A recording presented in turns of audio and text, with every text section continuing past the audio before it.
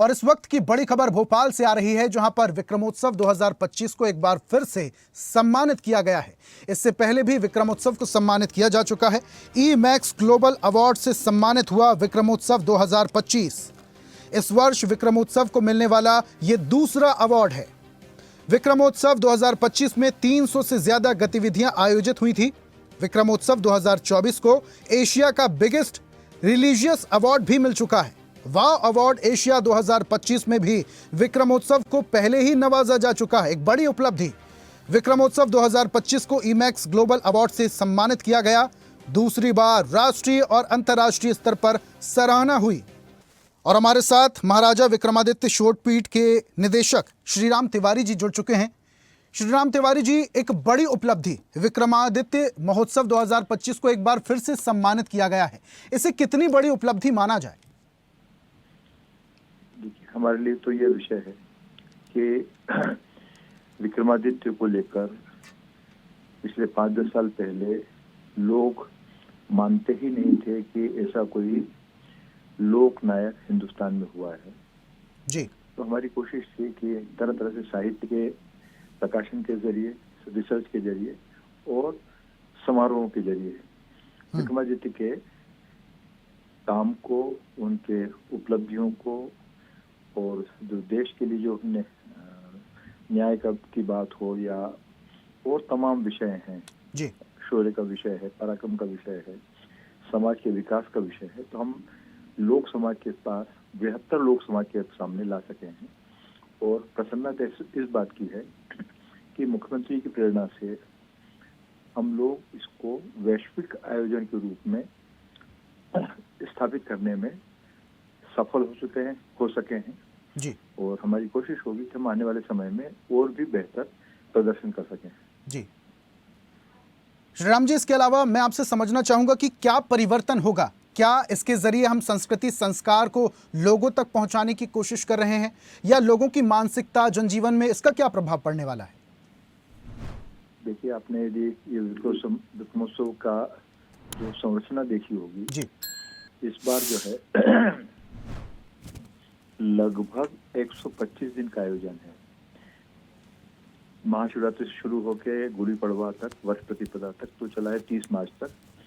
उसके बाद इसका अंदाज बदला और जल गंगा संवर्धन जो है तो उसके साथ भी हमने विक्रमोत्सव को जोड़ने का प्रयास किया। तो विक्रमोत्सव की एक जो खासियत है कि अलग अलग तरीके से साहित्य का आयोजन भी है, वो उसमें व्यापार मेला भी था, ज्योतिष का भी है, खगोल शास्त्र को लेकर भी है, इतिहास के समागम भी हैं, कवि सम्मेलन भी हैं, अंत्याक्षरी भी है। सब लगभग हर रोज हमने उसका जो मिजाज है वो बदलने की कोशिश की। और जितने सारे उसके प्रदर्शनियां हैं, किताबों के प्रकाशन है, गंभीर शोध पर किताबों के प्रकाशन है, तो कोशिश हमारी यह रही है कि हम समाज में विक्रमादित्य हों और विक्रमादित्य के बहाने और भी हमारे देश में, हमारे समाज में जो जो सकारात्मक काम हुए, सकारात्मक उपलब्धियां जो हैं जी, हम व्यापक लोक समाज तक, दुनिया के सामने ले जा सकें। और तो इसको हम और विस्तार देने की कोशिश करेंगे। दिनों का महत्व नहीं है, गतिविधियों का महत्व है। और हमारे लिए प्रसन्नता की बात है कि अब हमारे काम को, विक्रमोत्सव को और विक्रमादित्य को तरफ अब दुनिया का ध्यान भी जाने लगा है।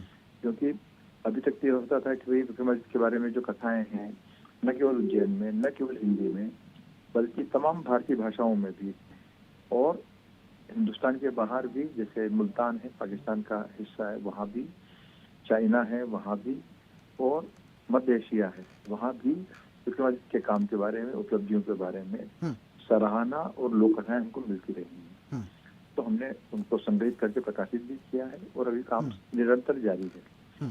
तो अलग अलग तरीके से है। विक्रम पंचांग का भी हमने किया है, जो अब जाके विक्रमादित्य वैदिक घड़ी के रूप में रूपांतरित कर पाए हम, और जल्द ही इसका लोकार्पण भी भोपाल में होगा।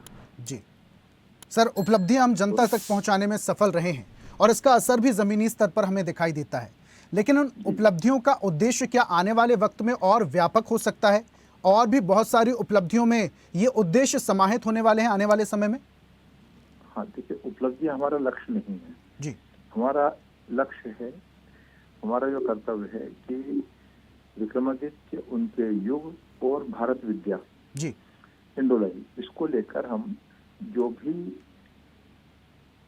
अंधेरा है, जो भी जानकारी की अभाव है, हम समाज के सामने उसको लेकर आए। और फिर ये समाज पर है कि समाज विक्रमादित्य का, जैसे मान लीजिए न्याय की बात है, न्याय को लेकर आज भी दुनिया भर में वो सुख्यात हैं। और विक्रमादित्य के न्याय व्यवस्था को लेकर दुनिया के बड़े बड़े लेखक, चाहे बर्टोल्ट ब्रेख्ट हों, जर्मन लेखक हैं या रशियन लेखक हैं या अंग्रेजी के लेखक हैं, अंग्रेजी के लोग हैं, तो इन सब ने काम करने की कोशिश की है। और जी।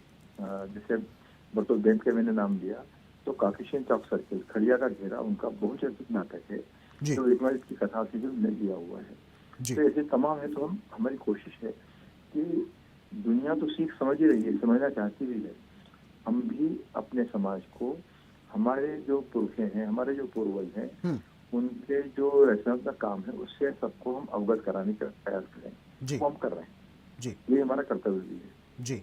और बिल्कुल सर, और इस कर्तव्य के पथ पर लगातार आप अग्रसर भी हो रहे हैं। महाराजा विक्रमादित्य शोध पीठ के निदेशक हमारे साथ जुड़े हुए थे। सर, आपको एक बार फिर से विक्रमादित्य 2025 को सम्मानित किए जाने पर आपको बहुत बहुत बधाई और बहुत शुक्रिया हमारे साथ जुड़ने के लिए। हाँ, बधाई आपको भी इसलिए कि ये अकेला शोध पीठ का आयोजन नहीं है, अकेला ये मुख्यमंत्री का आयोजन नहीं है, ये बृहत्तर समाज का आयोजन है जिसमें सबकी भागीदारी, चाहे वो मीडिया हो, चाहे वो समाज के दूसरे संगठन हो, चाहे वो उद्योग विभाग हो, चाहे और सारे जो विभाग हैं, और समाज के दूसरे जो शैक्षिक संगठन हैं, सबके सहयोग से हम ये कर पाते हैं और कर पाएंगे। जी, बहुत शुक्रिया सर हमारे साथ जुड़ने के लिए। तो ये बड़ी खबर भोपाल से आपको बता रहे थे, जहां ईमैक्स ग्लोबल अवार्ड से सम्मानित हुआ विक्रमोत्सव 2025।